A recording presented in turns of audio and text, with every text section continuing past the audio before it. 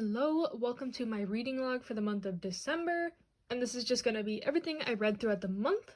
It's about the middle of December right now, so I'm going to go over the first chunk of stuff that I've read. And first, I did catch up with Dr. Stone, so I read volume 17, 18, and 19. I like to save up chunks of these to read, and I think 3 is a good number. This actually covered a whole arc, the North America arc, and I don't know what much more there is to say about Dr. Stone. I love Dr. Stone. It just keeps getting better and better. This arc was very good. We are introduced to 2 new characters, and I will say the highlight of this arc is the art. I don't know how Buyee got better in his art, but it is insane. Like, I gasped multiple times just of panels of the characters. Like, this is one of the villains. Why does he look that good? Like, why is he just so beautiful? Like, I swear, all of Buyee's characters are so beautiful. And there was this scene of, like, let me find it. Just water. Like, 2 panels of just water, but if you look at the details in the water, it's, like, insane. I don't understand. Like, this looks very plain and simple, but I don't even want to know how long this took to do all this. But, yeah, highly recommend Dr. Stone. I love Dr. Stone. I'm obsessed. This arc was very good, and they are starting the next arc, so I'll probably save up another, like, 3 volumes to read that arc. I could always just read it on Shonen Jump, but this is one that I really like to experience physically, because, like I said, the art is just superb. So it's just so much nicer to feel it in your hands and stuff like that. But yeah, I was just amazed at the art in this arc.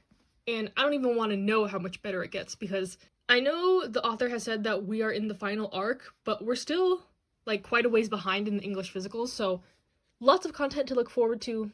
They're getting closer and closer to the mystery, so I'm excited to see how that'll pan out. I have no idea the direction of the story, really, sometimes, but I'm always pleasantly surprised. Next, I finished all of After the Rain, so I read omnibuses 1 through 5, and this series was interesting. I ended up rating it a 7 out of 10. It wasn't the worst thing I've ever read, but it wasn't my favorite thing ever.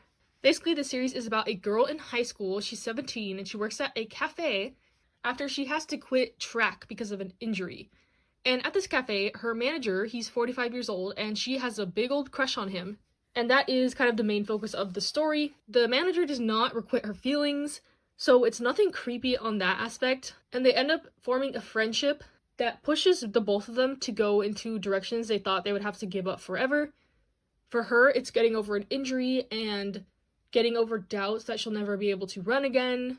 And for him, he always wanted to be an author, but he had to give that up when he had a kid, and then he got divorced, and then he was just stuck at this cafe job forever, and he never thought he could go back to writing or be successful at it.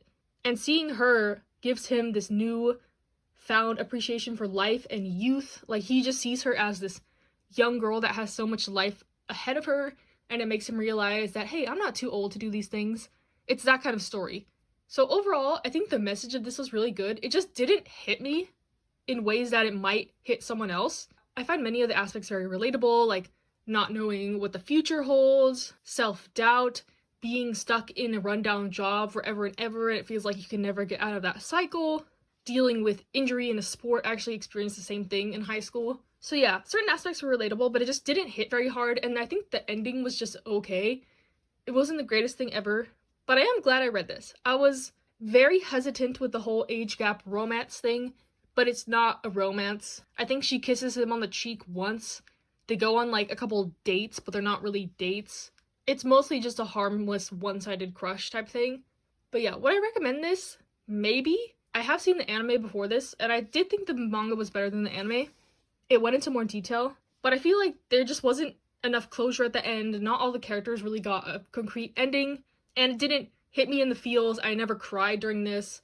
I was never, like, extremely happy. I don't think I laughed. It didn't evoke any emotions from me, which is what I'm looking for to rate a series 8, 9, 10 out of 10, you know? It was just good. It was nice. It was okay. It was a good read. It was a quick read. Had great art. I liked a majority of the characters. And yeah, it was just a nice series that I don't regret reading, but I'm not, like, elated that I read it, if that makes sense.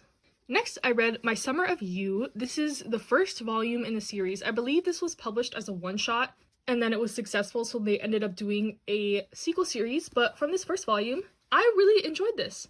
It's short, so you can't expect a lot going into it, but I thought it was really cute. It's about these 2 guys who bond over liking movies, and there's a little bit of romance, a little bit of drama, all neatly tied up in the end. Like I said, I thought this was a nice story, I thought it was a cute story, the art's good, the characters are good, and I'm excited to read the next volume. I'm always wary about reading LGBT plus stuff because I never know how it's going to turn out, but this one was good. This one, nothing weird happened. It was enjoyable, and I'm excited to read the next volume, or I think it's the end, I think it's the last part so far. But I also really like this edition from Kodansha. It's not matte, and I really hope they move in this direction going forward with not matte stuff, because their matte stuff just always gets damaged. It's so irritating. But this one's a glossy cover, and it's good quality, is what I'm trying to say. So yeah, I recommend this. I really enjoyed it. Next, I read the first volume of Springtime by the Window, and apparently this is only a 2-volume series, and the last volume came out this month. So I'll probably pick that up and finish the series. I liked it. It was cute. It's a very basic high school romance story about 2 childhood friends who like each other but don't really want to admit it yet. And then these are the boys' other friends who also like each other that are kind of like the clown duo type thing that are probably going to get together in the next volume. So yeah, I think if you want a sweet, cute romance, nothing amazing, nothing special, but I thought it was cute. I laughed a couple times. And since it'll be such a short series, I don't feel bad recommending this. And yeah, I'm going to pick up the next volume probably sometime soon and read it, and I'll tell you how I feel about the ending whenever I do read it. And then lastly for this segment, I read the first volume of My Androgynous Boyfriend. Now, I have had this one for a really long time in my collection, and I was feeling the itch to read more romance, so I picked this one up, and I was pleasantly surprised. Basically, this series is about this man on the cover, and it's very clear from the beginning that he is a straight, cis man, and he is in a relationship with a woman, and he has been for like 7 years, but he really likes makeup and fashion and taking care of his appearance, and he is somewhat of a social media influencer that has lots of fans. And I think the most interesting part of this series is kind of keeping his relationship a secret, because if you know anything about like idol culture, the fans can get really obsessive and think that their idols are like their boyfriend or their husband or whatever. So it's about him navigating this, but also it's just really cute and wholesome. They are both adults, so there is some more mature themes like implied sexual activity and stuff like that. And his girlfriend is an editor at a comic publishing company, and she's really cute too. She spoils him. She loves cute things. And one of the reasons why he puts so much effort into his appearance is because he wants to look good for his partner, and I don't think there's anything wrong with that. So I think this was really cute. He is a gorgeous man, as we can see on this cover, and I'm excited to see how it pans out. I know there's already 3 volumes available of this, and I was looking into the mangaka because I really like the art. It's gorgeous. And apparently this is their only hardcore yaoi work. Because I was like, oh, what other series have they done? And it was all like explicit yaoi stuff. So I'm very intrigued as to why they made this series. But yeah, there's no LGBT plus themes. They do mistake him as a woman or a gay man multiple times throughout the series. But he is very firm in his sexuality and his gender, which is pretty refreshing. I mean, like, anyone can like makeup and clothes and fashion. It's not really a gender or sexuality specific thing. So I appreciate this manga. Overall, it's just a cute, fluffy romance between adults. The art is gorgeous. The story's funny and cute. And what more can I say? If you are going into this looking for some kind of commentary on gender and stuff like that, you will not find this here. I know the title in Japanese is like, My Genderless Boyfriend Loves Me or something like that. And I think the term genderless in Japanese refers to a type of fashion. So I think androgynous is an appropriate translation for that. He just doesn't conform to normal gender stereotypes about how you're supposed to dress and look, pretty much. I also haven't read anything about like idols or like social media influencer type thing. So I'm excited to keep going with this. I'll definitely be picking up the next 2 volumes. Hello, it is the end of December, and the last manga that I read in 2021 was BL Metamorphosis, volumes 1 through 5, the complete. So this is a story I had in my collection for a while now, and I finally decided to pick it up randomly, and I do not regret it. This was really cute and really good. Basically, the story is about this old woman who walks into a bookstore, and she sees the manga display has expanded since she was a kid, and she just picks up a random one because the cover is pretty to relive her youth, relive the nostalgia. And what she doesn't realize is that she picks up a BL manga. She reads it, she actually really enjoys it, so she goes back to get the second volume and reunites with the clerk, this high school girl that was at the store the first time. And they strike up an unlikely friendship from this. They bond over the love of BL manga, and above just the manga, their lives become intertwined. It's really wholesome, really cute, female friendship, slice of life. There's not a super concrete plot. There's small arcs, and the ending is, I will say, it leaves off a little bit to be desired. Like, there's not really a concrete ending point. It kind of just ends and is like, their lives are going to continue from now on. But I thought this was a really good read, really sweet story, and I highly recommend to anyone that likes slice of life, female friendship, kind of finding your place in the world. She is graduating high school, she doesn't really want to know what direction she wants to take, and this old woman obviously has lived most of her life and has other issues to deal with, such as her kids and her business and retiring, so it's really refreshing to see an old woman main character. I don't think I've read anything else like this, and I think it's a really special manga. So yes, that is all that I read for the rest of December. I will admit I did not read as much as I usually do, only about 20 volumes this month, due to kind of my mental health being really bad this month and other factors. And I was kind of feeling a little bit down about that. Like, I will admit I do put pressure on myself to read a lot, but not like I force myself to. It's just my hobby and I really enjoy doing it. And this month, the fact that I read a third of what I usually read kind of reflects my mental state, which makes me think about that. And it's just like a cycle that I know is very stupid to put my self-worth into how much I read, but that's where I'm at with that right now. And I hope you enjoyed this short reading log, and I figured I'd throw in some anime that I've been watching, because that's kind of something I've been doing more of this month. I'll go over the 3 anime that I watched this month. So if you're not interested in that, goodbye, thank you for watching, but if you are, I'll talk a little bit about them. So the first anime I watched this month was Welcome to the Ballroom. So Welcome to the Ballroom was one of the ones I've had on my list for a while now. I'm trying to get through like every sports anime ever. It's on Amazon Prime if you want to watch it. And basically the story is about a kid who stumbles into this dance studio, but it's a ballroom dance studio, and falls into the world of ballroom dance. Very simple premise, but I think this was a gorgeous story. Very nice, very good storytelling. The characters are all lovable.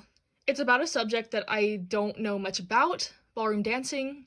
The only negative I would say is the art is kind of rough in the animation. Like, they have super long necks for some reason. I don't know how the art looks in the manga, but I looked it up and it seems like the anime is kind of where the manga is in English right now. So I don't want to pick it up just yet because I don't want to just have a repeat of the whole story over again. But it did inspire me to pick up another ballroom dancing manga, which is Ten Dance, so I'm excited to get into that. And I highly recommend. I think I rated it an 8 out of 10 because it did dwindle down near the end a little bit. Some things got repetitive, but the story overall was really good. Highly recommend. To anyone who likes sports anime, obviously I love sports anime, so I might be biased, but I thought it was very good. And then the next thing I've been watching, oh my gosh, I can't believe I'm watching this, but Komi Can't Communicate. Oh my gosh, it's almost done. As of now, recording this, I'm on like episode 10 out of 12. It's on Netflix, and we all know I don't like the Komi manga very much. I liked the main premise. I liked Komi, I liked Tadano, I liked that it focused around social anxiety, but I just despised most of the side characters and kind of the harmful stereotypes that they perpetuated. But I will say, the anime kind of takes out a lot of the distasteful jokes. I think it's going in a good direction. I'm enjoying it. It focuses more on the cuteness and the fluff. And I think it's actually pretty good. I will be watching the second season, but I don't think I'll go back to the manga for reasons stated before. But I think it's cute. I think it's fun. And this is what I kind of wish the manga was for me. So I'm glad that I got to experience it in the anime and give it another shot. And then lastly, the big one. I've been documenting this on my Instagram. So if you want to take a look at that, and my reactions, go over there. I made a highlight for all my reactions so far, but I did finally start JoJos. So I have seen the entirety of season 1, which is part 1 and part 2, and then I'm like a fourth into part 3, and this is something I never thought I would ever get into, but I'm enjoying it. I will say part 1, at the end of part 1, I was like, kind of like, what the heck just happened? It was an interesting introduction. I hate Dio. I'm not a Dio simp. I've gotten lots of DMs in the course of this. I think I finished season 1 in like 2 days, and I got, I swear, like 100 DMs about different aspects of JoJo's and what seasons are the best and what characters are the best and blah, blah, blah, blah, blah, blah, blah, which is one of the reasons I didn't really want to start it, because I know the fandom is very intense for JoJo's, much like something like One Piece. But I really liked part 2. I liked Joseph, I liked the bros, I liked the plot. It kind of reminded me of Hunter x Hunter in some ways, so I think that's why I liked it a lot. And I'm excited to get into more. On part 3 so far, I'm not super impressed with Jotaro. He's kind of an asshole, I will just put it lightly. But I'm excited to see how his progression goes and the story goes. They're introducing the stands, which is something I thought was there since the beginning, but I guess not before they had the Hamon, basically like Nen, in my opinion. That's why I said it reminds me of Hunter x Hunter kind of, but yeah, excited to keep going on my JoJo journey. I'm looking forward to getting to the part with all the ladies. That's kind of what inspired me to watch it. I saw on Netflix on the homepage, like, they had the trailer for the one with Jolene, the new season, and I was like, wait a minute. So that's why I started it. It was super random, super on a whim. So yeah, I don't think I'll be reading the manga. The volumes are expensive, and it's too soon for me to relive the story. I don't like reading manga and then watching the anime right after, and vice versa. So yes, I can say that I've watched part of JoJo's. I'm in the JoJo train. I know a little bit of what's going on. I know some of the meme references, you know. So yeah, it's been a fun time. I've been having fun watching anime lately. I don't watch a lot of anime in general. I actually canceled my Crunchyroll subscription, so now I just have Netflix and like Amazon Prime. So yeah, I'm excited to keep going on JoJo's, and I am happy with what I read this month. Kind of trying to get over that mentality of having to read a certain amount. And speaking of that, since I'm rambling already, this will be the last video I post in this year, most likely, or maybe this will be out in January, I don't know, but just wanted to thank y'all for a great year on this channel. I recently hit 10K, which is amazing. I'm not one to really look at numbers, but I'm kind of in awe of that, in shock. I don't think my channel is the most amazing quality or content, but I'm glad y'all stuck around and like the vibes here. And I just want to keep having fun with my channel in the new year. Just post whatever I want, and hopefully y'all stick around. So yes, thank you very much. Stay safe, stay happy, stay healthy, and Happy New Year.